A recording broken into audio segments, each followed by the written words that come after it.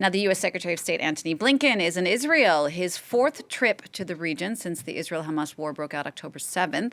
He's meeting today with Israeli President Isaac Herzog and the Prime Minister Benjamin Netanyahu, America's top diplomat, trying to keep the Israel-Hamas war from spreading out across the region.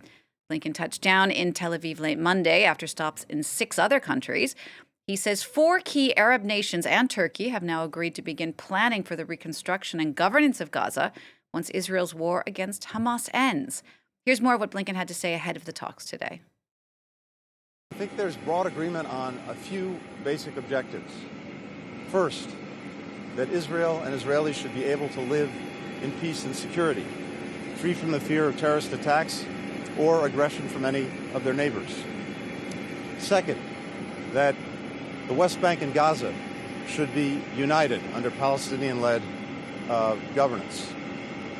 Third, the future of the region needs to be one of integration, not division and not conflict. And fourth, for that to happen, we need to see the establishment of an independent Palestinian state. The fighting, meanwhile, continues in Gaza. Israeli forces have expanded their operations in the southern part of the Strip, raiding a militant compound in Khan Yunis and killing some 40 Palestinian fighters. The offensive has already killed over 23,000 Palestinians and devastated large parts of the Gaza Strip, forcing close to 85% of its population to flee. Well, we're going to take a closer look at the humanitarian situation now with Shaina Low. You're the communication advisor at the Norwegian Refugee Council. Thank you so much for joining us, Shaina. What are you hearing from your teams on the ground? What's the situation like at the moment for civilians in Gaza? What we're hearing is what we've been hearing from our colleagues for the last 3 months, just that the situation continues to get worse and worse and worse. For 3 months, there has been no safe space in Gaza. Continuous Israeli orders to leave and flee different areas of Gaza has resulted in almost more than 85% of the population, almost 2 million people, being internally displaced. Many of those people have been internally displaced multiple times due to repeated orders to flee or ongoing bombardments. We're hearing about overcrowded shelters. We're hearing about people at risk of starvation because of the lack of aid getting in. The amount of assistance going into the people of Gaza is nowhere near where it needs to be. The UN is warning of famine, and a quarter of the population already at risk of starvation because of the lack of supplies getting into Gaza. And it's not just about the supplies getting into Gaza, but it's also about being able to reach all areas of Gaza. And the northern Gaza Strip remains effectively severed from the south, making it, and as well as the center and even Khan Yunis, making it incredibly difficult for humanitarian agencies such as NRC and our partners to be able to access communities in need and provide them with assistance. On top of that, we're hearing reports that humanitarians seeking access to certain areas are not being granted access by Israeli authorities. And then finally, the other major concern that we have and have had for a long time since the first so-called evacuation order on October 13th is that there's the risk of mass expulsion of Palestinians outside of the Gaza Strip. And this is a grave violation of international law. And something that we are increasingly concerned about as Palestinians continue to flee further and further south, seeking some type of safety.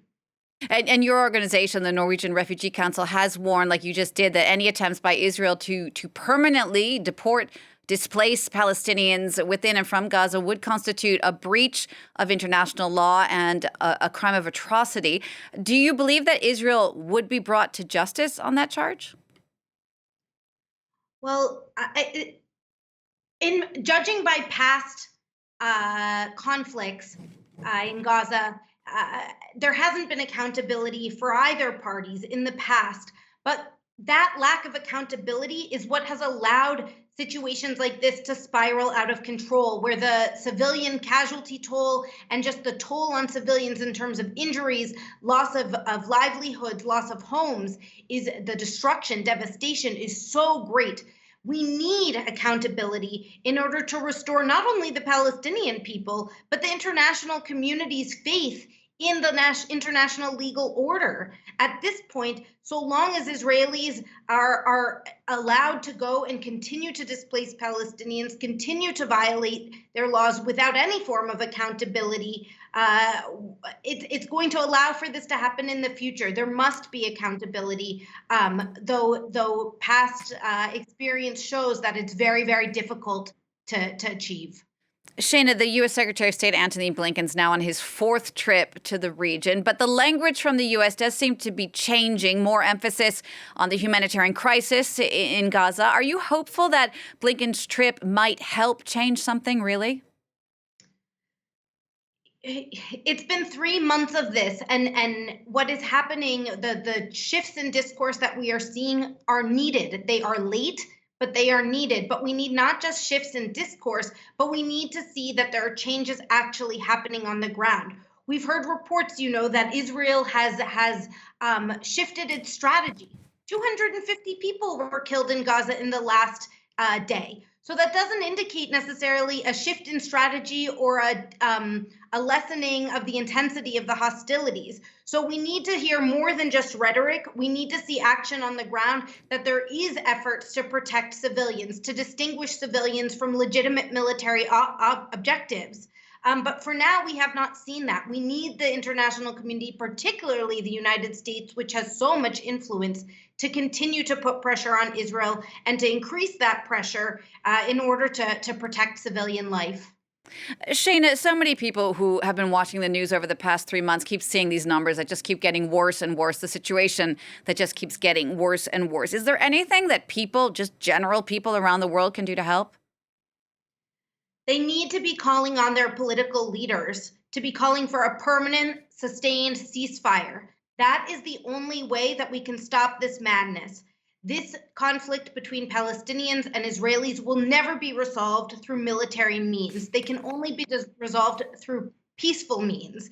And so we need the international community, we need ordinary citizens to continue to pressure their political leadership to push for a ceasefire, to call for a ceasefire, and to allow for a massive scaling up and increase of humanitarian assistance and aid into Gaza. There is so much devastation, and the only way to hemorrhage that destruction and devastation and loss of life is to stop hostilities immediately. Then we as humanitarians can go in and work with communities on the ground to start the reconstruction process, which at this point will take not weeks or months, but years.